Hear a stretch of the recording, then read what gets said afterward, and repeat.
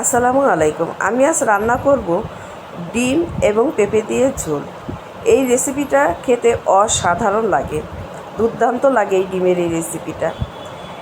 প্রথমে আমি ডিমগুলো সিদ্ধ করে নিয়েছি, তারপর আমি ডিমগুলো লবণ এবং হলুদ দিয়ে ভেজে নেব। ডিমগুলো একটু লালচে হয়ে গেলে আমি ডিমগুলো উঠিয়ে নেব। খুব কড়া করে ভাজবো না, বেশি কড়া করে ভাজতে গেলে ডিমগুলো শক্ত হয়ে যাবে। এই তেলের মধ্যে আমি দিয়ে দেব পেঁয়াজ কুচি। পেঁয়াজ কুচিগুলো আমি একটু ভেজে নেব। এখন আমি একটু লবণ দিয়ে দেব। লবণ দিয়ে আমি পেঁয়াজ কুচিগুলো একটু ভেজে নেব। খুব কড়া করে ভাজবো না, জাস্ট নরম হওয়া অবধি ভেজে নেব। যখন পেঁয়াজটা একটু নরম হয়ে যাবে তখন আমি এখানে দিয়ে দেব আগে থেকে কেটে রাখা পেঁপেগুলো আমি ডুমো ডুমো করে কেটে নিয়েছি। এখন পেঁয়াজের সাথে পেঁপেগুলো আমি একটু ভেজে নেব। এই তো পেঁপেগুলো আমার ভাজা হয়ে গিয়েছে। এখন আমি এখানে দিয়ে দেব মরিচের গুঁড়ো এবং হলুদের গুঁড়ো।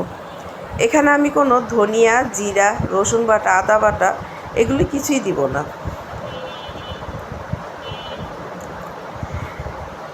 এগুলো এখন আমি একটু কষিয়ে নেব। এখন আমি একটু গরম পানি অ্যাড করব। গরম পানি দিয়ে আমি পেঁপেগুলো একটু ভালো করে মিশিয়ে নিয়ে তারপর আমি ঢেকে দেব।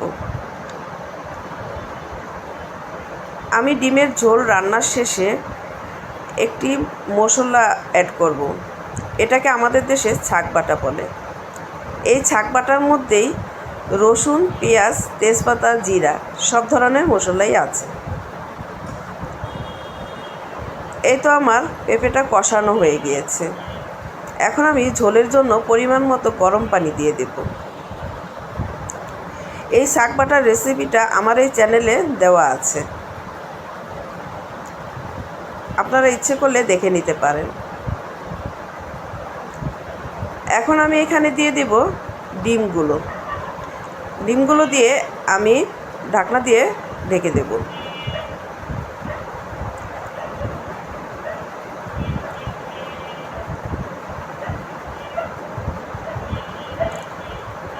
আমি ঢাকনা উঠিয়ে একটু ডিমের তরকারিটা নেড়ে চেড়ে দেবো। ঝোলটা কিছুটা কমে এসেছে, আমি আরেকটু ঝোলটা কমিয়ে নেব। এই তো আমার ডিমের ঝোলটা অনেকটাই কমে গিয়েছে। এখন আমি দিয়ে দেব 1.5 চা চামচ শাক বাটা দিয়ে আমি ভালো করে মিশিয়ে দিয়ে তারপর আমি এখানে 4-5টা কাঁচামরিচ দিয়ে দেব। দিয়ে আমি 2-3 মিনিট ঢেকে দেব। আমার এই রেসিপিটা যদি ভালো লেগে থাকে তাহলে লাইক, কমেন্ট, শেয়ার করে দিবেন। আর আমার এই চ্যানেলটাকে সাবস্ক্রাইব করে দিবেন। আপনাদের অনুপ্রেরণাতেই আমরা ভিডিও করতে উৎসাহ পাই। এই পর্যায়ে আমি জালটা বন্ধ করে দেব। এই তো আমার ডিম রান্নাটা হয়ে গিয়েছে। দেখুন দেখতে কি লোভনীয় হয়েছে, কি অসাধারণ হয়েছে কালারটা, খেতেও আলহামদুলিল্লাহ দারুণ।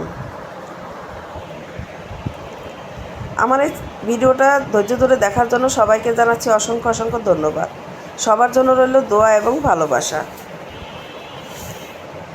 আল্লাহ হাফেজ।